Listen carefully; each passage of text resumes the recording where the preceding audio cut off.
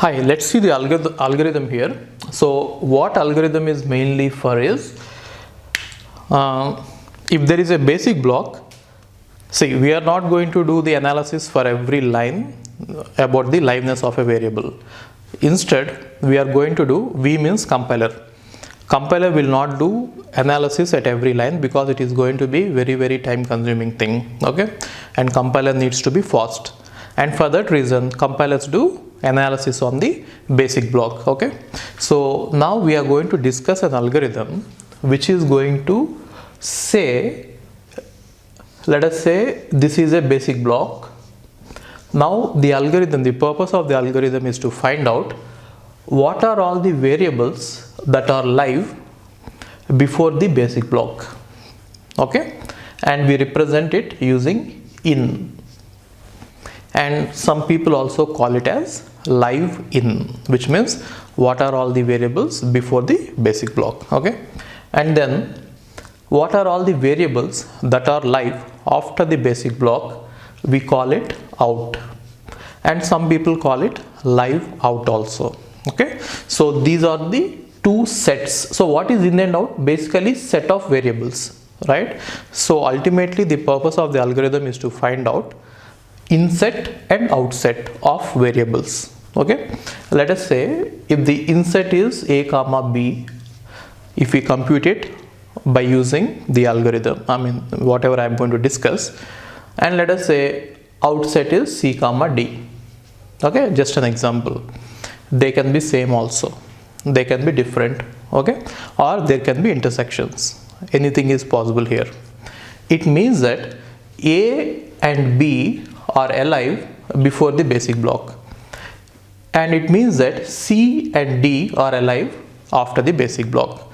Now what will compiler use in general is inset. Outset is not of any use, we compute it, because whatever is out here is going to be in for the next basic block. That is why we compute out also, but compiler will generally use this information in of a basic block. Why? Because it says that before this basic block a and b are alive, therefore they might be used in the basic block, and so try to save them in the registers if possible. So in the register allocation, these can be useful. Okay, so that is the main purpose of this algorithm. Now before going to algorithm, we have to use, the entire algorithm is based on basically two things. One is def of the basic block, which means defined, okay, and then use of the basic block, which means used. Okay, so what does def of a basic block mean is, so these two are going to be inputs for the algorithm.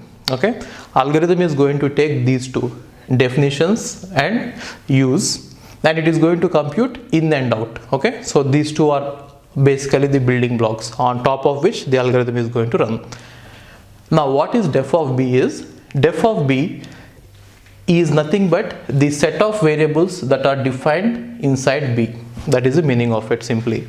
So assume that we have a basic block like this, p equal to r plus s, r equal to p plus q, and then let us say q equal to a plus b, something like this. Okay, now in this basic block, let us assume that this basic block is basic block number 1. Okay, now what is def of basic block 1? It is nothing but set of all variables which are defined in the basic block. Now you can clearly see that p, r and q are defined inside the basic block, right? Therefore def of basic block 1 is nothing but p, r, q. That is how you do it. Okay, so for every basic block we are going to find out what is the def and what is the use. You understood the def, right? So in def there is no complications. So directly when you see any variable on the left hand side, then you can take it into def. There is no confusion at all in this. But in use there is a little confusion. you have to be very careful in this definition. Okay, so use of a basic block is nothing but set of variables whose values may be used in B prior to any definition of the variable. Okay, so what it is saying is, if you see a variable to the right hand side of a expression, you can say that it is used, but then you are not going to put it in the use set if it is defined before its use. Okay, you might not understand by this. I'll take an example and I'll explain you. Okay, now assume that we have a basic block like this. P equal to Q plus R, Q equal to S plus T, and let's say T equal to P plus Q. Okay, now in general, if you directly go by the definition that whichever variables are used are going to be in the use of the basic block, then what will you do normally, right? Normally you will say that Q is used on the right hand side, therefore use of this particular basic block, let us say basic block number 1, is going to be Q because it is on the right hand side, R because it is on the right hand side, S right hand side, T right hand side, and you will also include P.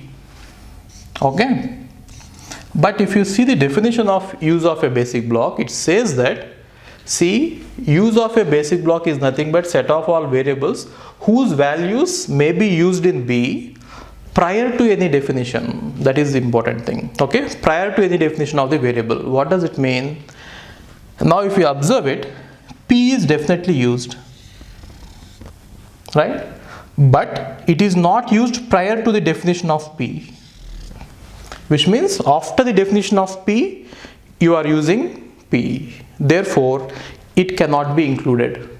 Even if common sense, by common sense, if you think about it, if a variable P is defined here, and if a variable P is used here, it means that this P value is nothing but whatever this P value is, right? And so, whatever the value of this particular P is before the basic block is not used. Therefore, you should not say P is live before it. Are you getting this?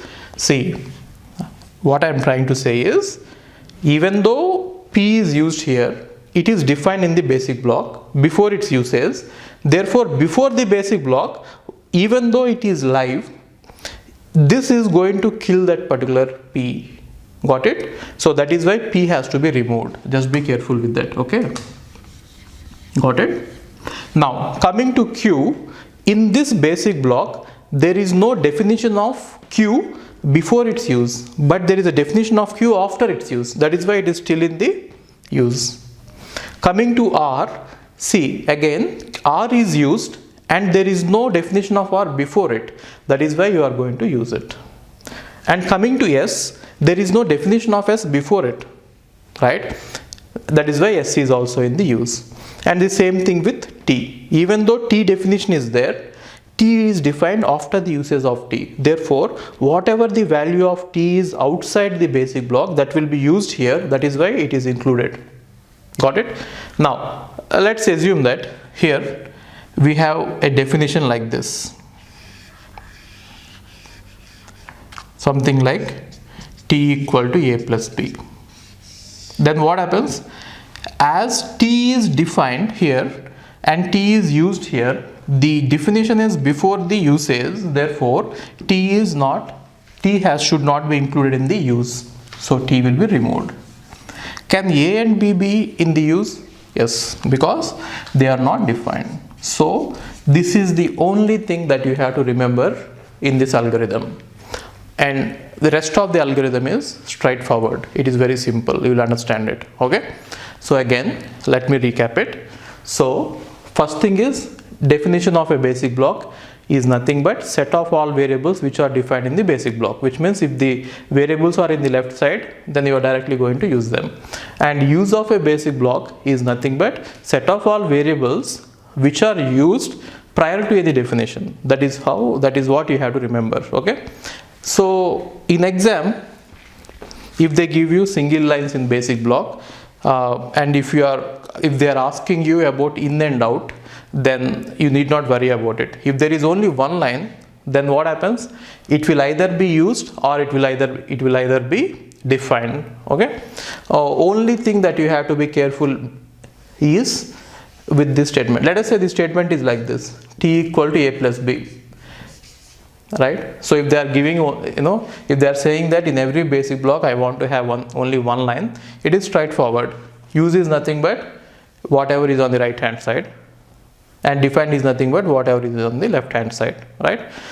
But you might have to be careful with this statement: T equal to T plus S, something like this, right? Now what do you say about it? T is used as well as T is defined. Which one is happening prior? In order to assign a value to T, the T value is used first. So how will compiler look at it is, first it will compute T plus S. Therefore, T is used before the definition.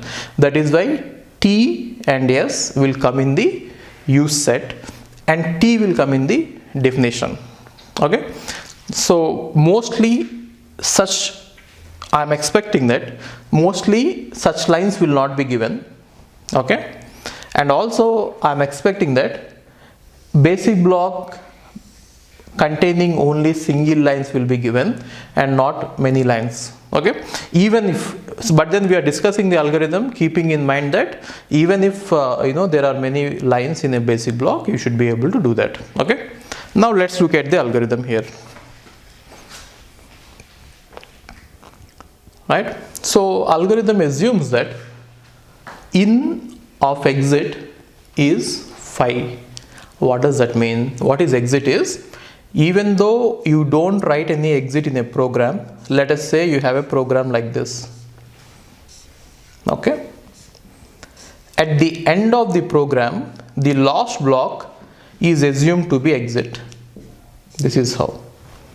And if it is simply exit, you don't need any variables, right? And there are no variables used or defined or going anywhere. Therefore, the first step is in of exit is phi, which means we assume that the variables which are live before the exit block is phi. That is the meaning of it. Okay, why? Because this is the starting, this is the basic step. Based on this, we are going to do the analysis. And also while analyzing, performing this algorithm, while doing the analysis, we do the analysis backward, because base condition is here. You cannot start the analysis from the first block, because we don't have any information to work with. But you can start your algorithm from the last block, because we have something to work with. On top of this, we keep on building.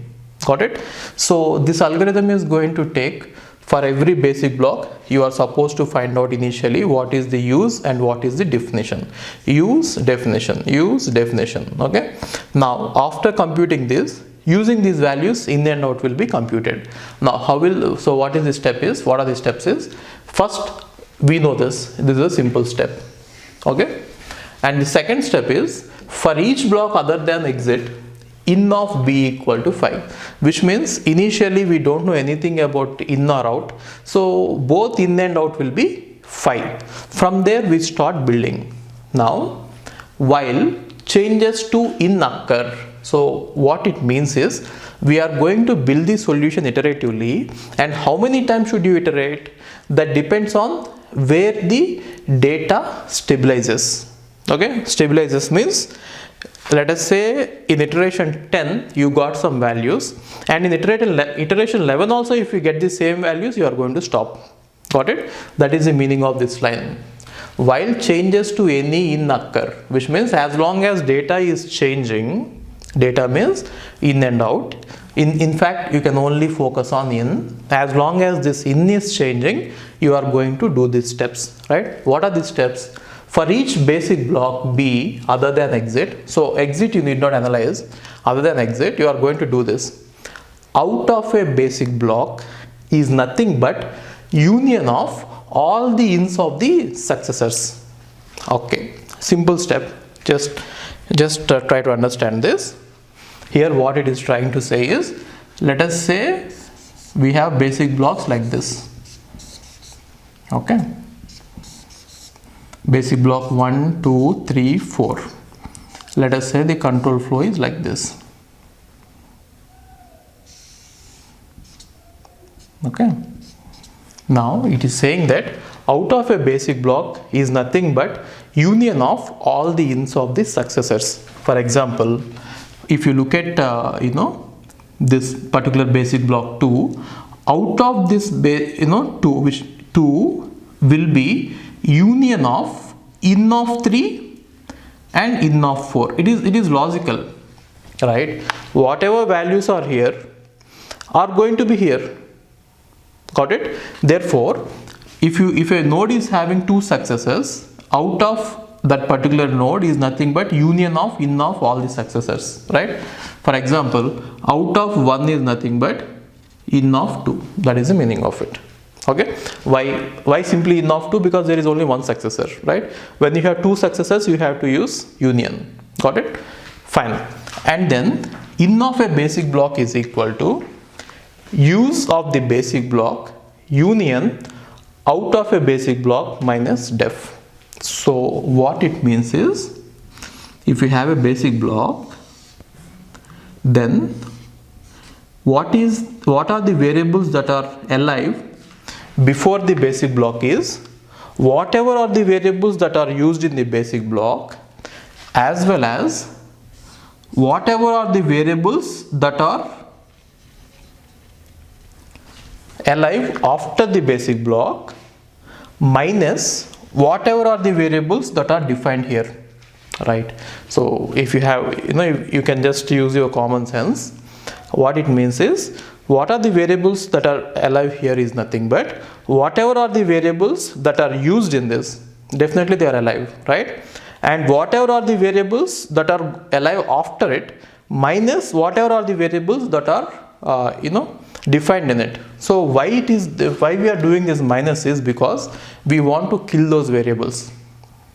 Why? Because they are defined. Once we come across a definition, that particular variable is going to be killed. That is why it is used, right? So overall, what you should remember is about the use, how to find out use of a basic block. And after that, you have to just remember these 2 lines. The summary in CRISP is, if you have to run this algorithm on a program, on a control flow graph, just these 2, you have to remember these 2, out and in. If you remember these 2 equations, everything will be done. So you might not understand this algorithm, I am very sure. Okay, if you understood it, fine. If you have not understood this, with an example you will be able to understand it. Okay, we will do few examples, then you will be able to understand everything. Okay, so just remember this part, what is use. Okay, and you need not by heart the algorithm. No one is going to ask you algorithm in the exam.